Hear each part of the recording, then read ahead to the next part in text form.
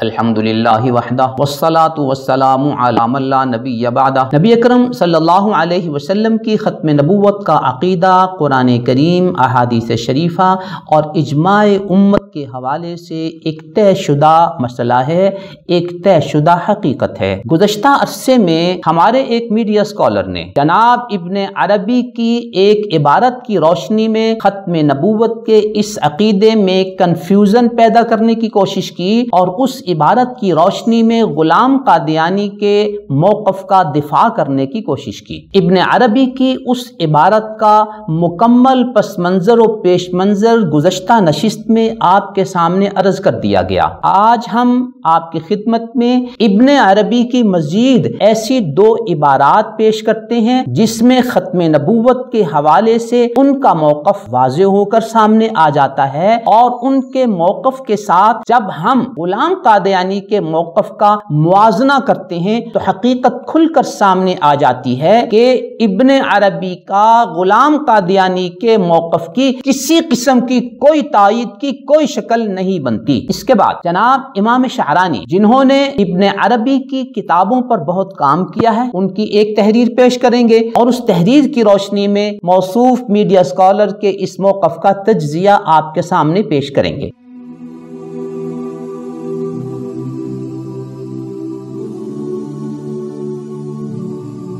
آئیے ہم ابن عربی کی پہلی عبارت آپ کے سامنے پیش کرتے ہیں۔ وہ اپنی کتاب فتوحات مکیہ جلد 3 صفحہ 381 پر بڑی وضاحت کے ساتھ لکھتے ہیں، انما انقطع الوحی الخاص بالرسول والنبی، رسول اور نبی کے ساتھ جو وحی خاص ہوتی تھی اس کا سلسلہ منقطع ہو گیا۔ وہ کیسے ہوتی تھی؟ من نزول الملک علی اذنہ وقلبہ، کہ ایک فرشتہ نبی کے کانوں میں آ کر کوئی پیغام دیتا تھا یا ان کے دل میں کوئی پیغام منتقل کر دیتا تھا۔ وتحجیر لفظ اسم النبی والرسول، اور نبی اکرم صلی اللہ علیہ وسلم کے بعد نبی اور رسول کا لفظ اب بند ہو گیا۔ اس عبارت میں ابن عربی کا موقف کھل کر آپ کے سامنے آ گیا کہ وہ نبی اکرم صلی اللہ علیہ وسلم کے بعد وحی کے سلسلے کے منقطع ہونے کے قائل ہیں۔ یہاں دو باتیں آپ پیش نظر رکھیں۔ نمبر ایک، ابن عربی کا موقف یہ ہے کہ وحی کا سلسلہ ختم ہو گیا، جبکہ وہ غلام قادیانی جس کا یہ موصوف میڈیا اسکالر دفاع کر رہے ہیں وہ یہ کہتا ہے کہ مجھ پر وحی آئی۔ وہ ایک جگہ لکھتا ہے میری وحی میں امر بھی ہے اور نہیں بھی، نیز لکھتا ہے میری وحی میں امر بھی ہوتے ہیں اور نہیں بھی، ملاحظہ ہو روحانی خزائن۔ یوں ان دو باتوں کو ذرا آپ نوٹ کیجئے۔ ابن عربی کہتے ہیں وحی ختم اور غلام قادیانی کہتا ہے مجھ پر وحی آتی ہے۔ تو یوں ہمارے موصوف میڈیا اسکالر جس ابن عربی کی تحریر کی روشنی میں غلام قادیانی کی نبوت کو ثابت کرنے کی کوشش کر رہے تھے اور جس غلام قادیانی کا دفاع کر رہے تھے، اس غلام قادیانی اور ابن عربی کے موقف میں ایک واضح فرق اور ایک واضح تضاد ہے جو ایک اور دو کی طرح آپ کے سامنے واضح ہے۔ ابن عربی کہتے ہیں کہ وحی کا سلسلہ ختم اور قادیانی یہ کہتا ہے کہ مجھ پر وحی آتی ہے۔ دوسری بات آپ پیش نظر رکھیں کہ جب ابن عربی اور غلام قادیانی کے موقف میں ایک واضح تضاد موجود ہے تو پھر ابن عربی کی کسی عبارت سے غلام قادیانی کی تائید اور ان کے موقف کے دفاع میں کسی قسم کا کوئی وزن باقی نہیں رہتا اور ان سے استدلال ہرگز نہیں کیا جا سکتا۔ دوسری بات جو آپ کے سامنے عرض کرنی ہے وہ یہ ہے کہ ہمارے یہ موصوف میڈیا اسکالر خود اپنی کتاب میزان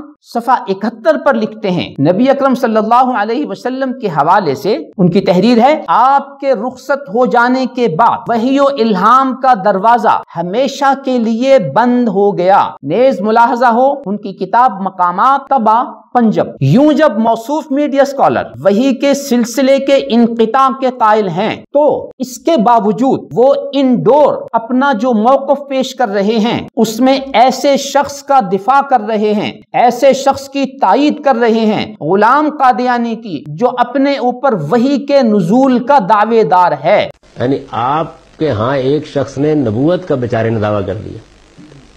تو آپ نے پکڑ کے اس کو کہاں پہنچا دیا؟ یوں ایک جگہ پر وہ کہتے ہیں کہ نبی اکرم صلی اللہ علیہ وسلم کے بعد وحی کا سلسلہ بند، اور انڈور جس غلام قادیانی کی وہ تائید کر رہے ہیں، دفاع کر رہے ہیں، وہ واضح طور پر کہتا ہے کہ مجھ پر وحی آتی ہے، مجھ پر وحی آئی ہے۔ یوں موصوف کے انڈور اور آؤٹ ڈور موقف میں کتنا واضح فرق ہے، کتنا واضح تضاد ہے۔ یہ صورتحال کس حقیقت کی نشاندہی کر رہی ہے؟ یہاں ہم موصوف میڈیا اسکالر سے بجا طور پر یہ مطالبہ کرنے کا حق رکھتے ہیں کہ آپ آئیے اور آ کر اپنے سامعین، قارئین، اپنے فالوورز، اپنے چاہنے والوں کے سامنے اپنا موقف واضح کریں کہ آپ نے میزان میں جو لکھا تھا کہ وحی کا سلسلہ منقطع، وہ آپ کا موقف ہے، یا انڈور آپ ایسے شخص کی تائید اور دفاع کر رہے ہیں جو یہ کہتا ہے کہ مجھ پر وحی آئی اور مجھ پر وحی آتی ہے۔ تو آپ آئیے اور اپنے اصلی موقف کو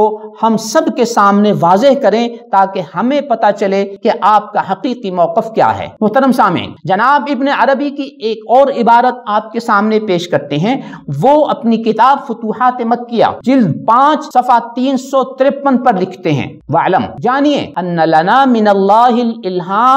للوحی، کہ اللہ تعالیٰ کی طرف سے ہم پر الہام تو ہوتا ہے لیکن وحی نہیں ہوتی۔ فإن سبیل الوحی قد انقطع بموت رسول اللہ صلی اللہ علیہ وسلم، وحی کا سلسلہ نبی اکرم صلی اللہ علیہ وسلم کی وفات سے منقطع ہو گیا۔ وقد کان الوحی قبلہ، آپ سے پہلے تو لوگوں پر وحی آتی تھی۔ ولم یجئ خبر الہی ان بعدہ وحیا، اور اللہ کی طرف سے کوئی ایسی ہمارے پاس دلیل نہیں ہے جس میں یہ ہو کہ آپ صلی اللہ علیہ وسلم کے بعد بھی کوئی وحی آئے گی۔ کما قالا، جیسے اللہ رب العزت نے ارشاد فرمایا، وَلَقَدْ أُوحِيَ إِلَيْكَ وَإِلَى الَّذِينَ مِن قَبْلِكَ، کہ آپ پر وحی آئی اور آپ سے پہلے لوگوں پر وحی آئی۔ ابن عربی لکھتے ہیں، وَلَمْ يَذْكُرْ وَحْيًا بَعْدَهُ، آپ صلی اللہ علیہ وسلم کے بعد قرآن نے کسی وحی کا تذکرہ نہیں کیا۔ آگے مزید فرماتے ہیں، وَإِن لَمْ يَلْزَمْ هَذَا وَقَدْ جَاءَ الْخَبَرُ النَّبَوِيُّ الصادق فی عیسیٰ علیہ السلام، حضرت عیسیٰ علیہ السلام کے بارے میں ایک سچی خبر آ چکی ہے۔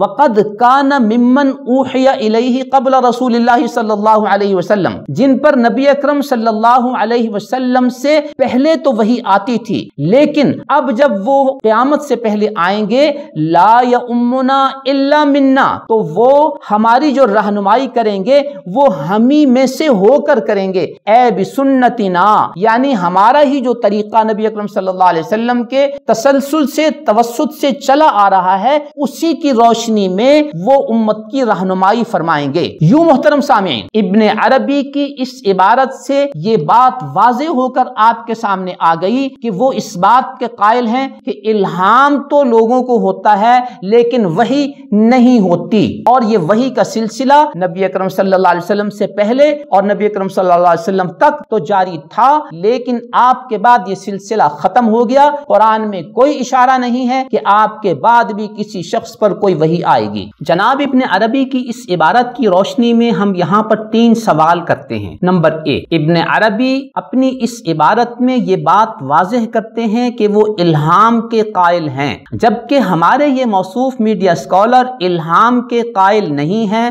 جیسا کہ انہوں نے اپنی کتاب میزان پر لکھا ہے۔ کیا ہم یہاں پہ یہ سوال کرنے میں حق بجانب نہیں کہ اگر آپ کے نزدیک ابن عربی کا اتنا وزن ہے کہ ابن عربی کی ایک تحریر کی روشنی میں آپ یہ ناکام کوشش کرتے ہیں کہ غلام قادیانی کا دفاع کیا جائے اور غلام قادیانی کی تائید کی جائے، تو پھر کیا وجہ ہے کہ آپ ابن عربی کے اس موقف کو کوئی وزن نہیں دیتے کہ وہ الہام کے قائل اور آپ الہام کے منکر؟ اب آپ کی کون سی بات پہ ہم اعتماد کریں، آپ کی کون سی بات کو ہم علمی وزن دیں کہ آپ ابن عربی کے قائل ہیں یا آپ اپنے موقف کے قائل ہیں؟ یہ آپ کا ایک واضح تضاد ہے جو کھل کر ہمارے سامنے آ گیا۔ سوال نمبر 2، جناب ابن عربی اپنی اس تحریر میں یہ واضح کرتے ہیں کہ وحی کا سلسلہ ختم ہو گیا، اور آپ ایک ایسے شخص کا دفاع کر رہے ہیں جو یہ کہتا ہے کہ مجھ پر وحی آتی ہے۔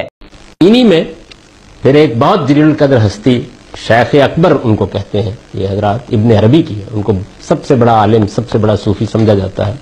اور سب کے سر ان کے سامنے جھکتے ہیں۔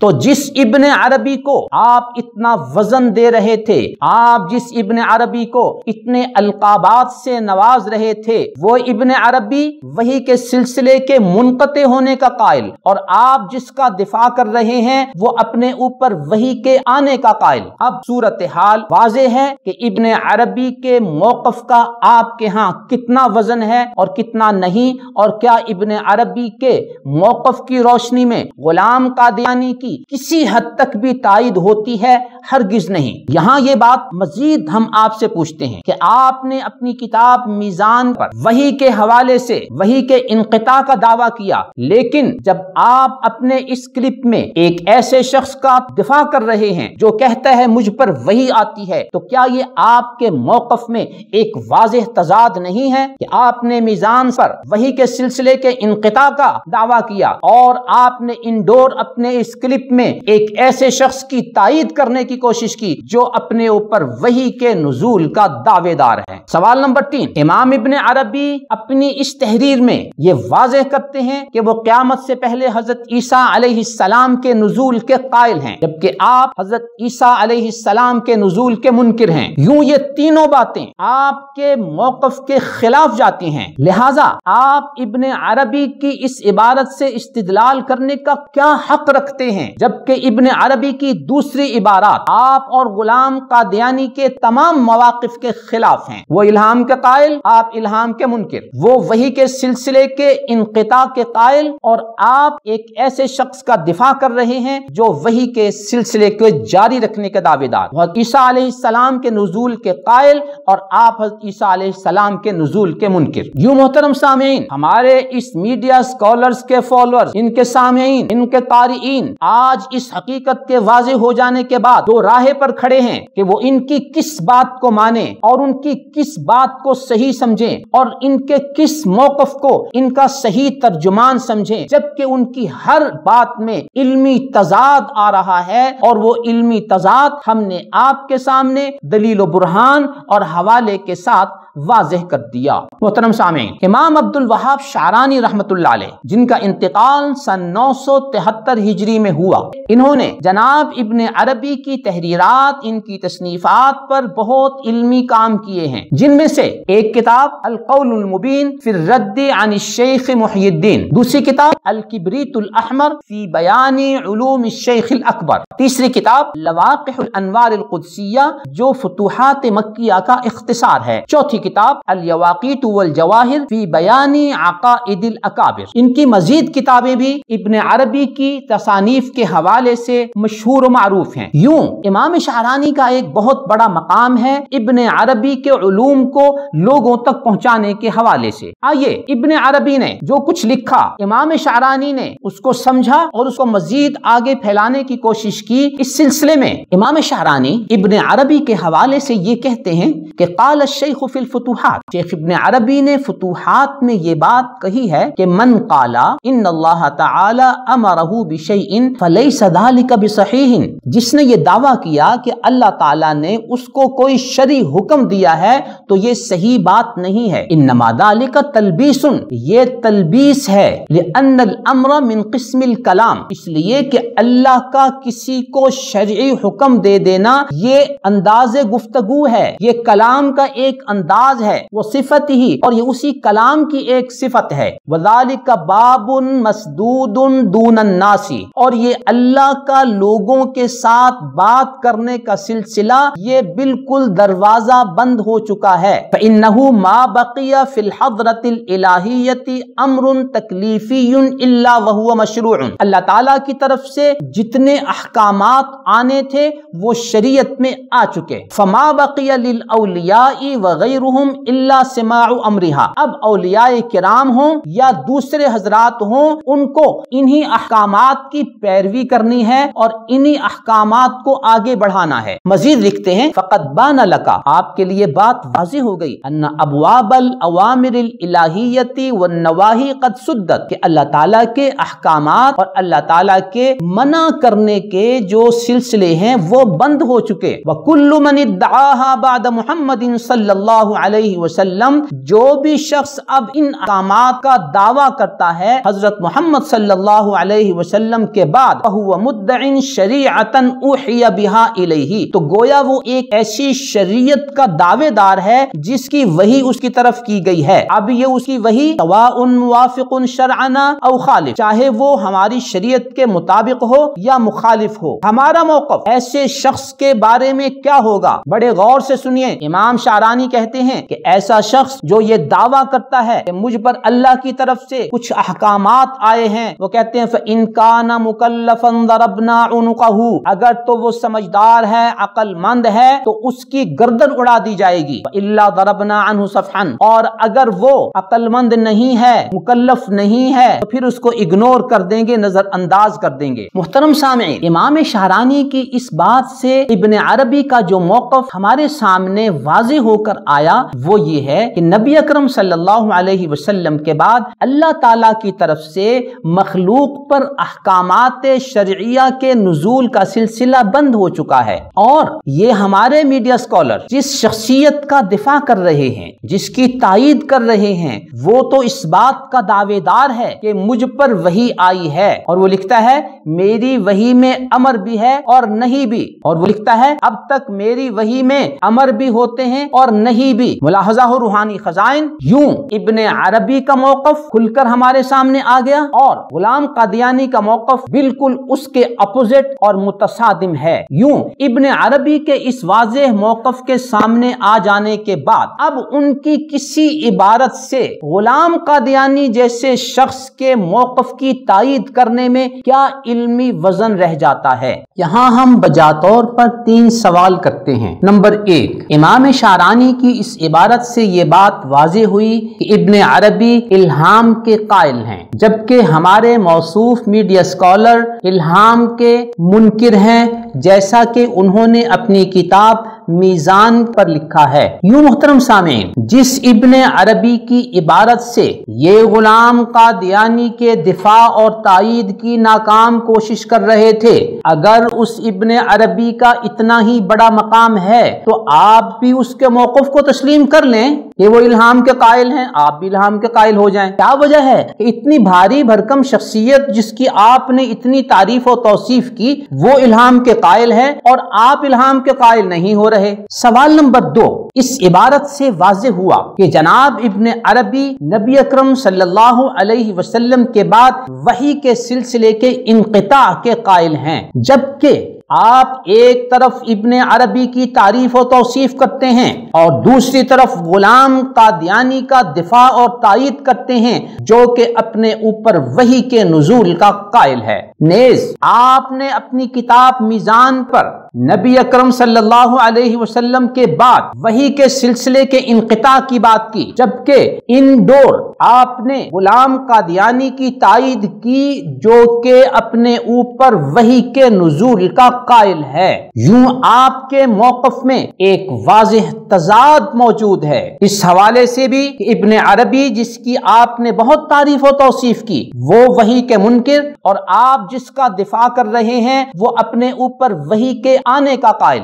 और आप इसके दिफा करने वालों में शामिल। नंबर 2, इमाम इब्न अरबी वही के इनक़िता के कायल और आपने मीज़ान पर इनका इनकार किया। अब आपके इस वाज़ेह इल्मी और अमली तज़ाद में आपका सही मौक़िफ़ क्या है, ये आपको बयान करना है। सवाल नंबर 3, इब्न अरबी जिनकी आपने इतनी तारीफ और तौसीफ की, वो नुज़ूल ईसा के कायल हैं, जबकि आप नुज़ूल ईसा के इनकारी हैं। यूं अलगरज आपके फॉलोअर्स, आपके सामीन, आपके क़ारिईन, आपके चाहने वाले आज दो राहे पर खड़े हैं कि आपकी किस बात को आपका सही मौक़िफ़ तस्लीम करें, आपकी किस बात को माने और आपकी कौन सी बात को आपके मौक़िफ़ का सही तर्जुमान समझें, जबकि आपकी हर बात में तज़ाद नजर आ रहा है। मुहतरम सामीन, आज की गुफ्तगू का खुलासा ये हुआ कि एक मीडिया स्कॉलर ने इब्न अरबी की एक नामुकम्मल तहरीर पेश करके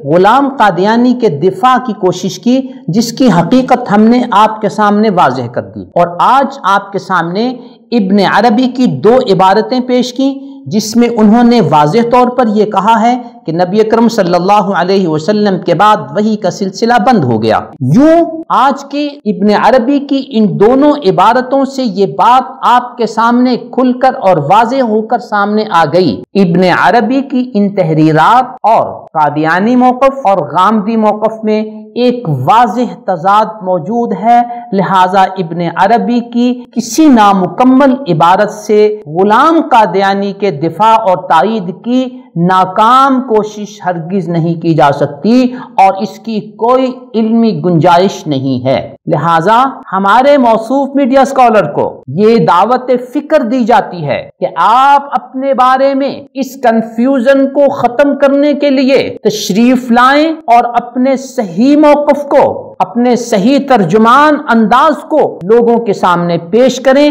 تاکہ آپ کے فالوورز کی یہ غلط فہمی اور یہ کنفیوژن ختم ہو۔ دعا ہے اللہ رب العزت ہمیں ختم نبوت کے عقیدے کے ساتھ وابستہ رکھے، اسی پر ہمیں موت عطا فرمائے اور ختم نبوت کے حوالے سے جو غلط فہمیاں، جو کنفیوژن پھیلائی جاتی ہیں اس سے ہمیں اور تمام سامعین و قارئین و مسلمانوں کو محفوظ رکھے انشاءاللہ تعالی۔ اگلی نشست میں ہم آپ کے سامنے یہ حقیقت واضح کریں گے کہ ختم نبوت جیسے متفقہ طے شدہ اور اجماعی عقیدے کے حوالے سے کیا ابن عربی کی تمام تحریرات پر اعتماد کیا جا سکتا ہے یا نہیں۔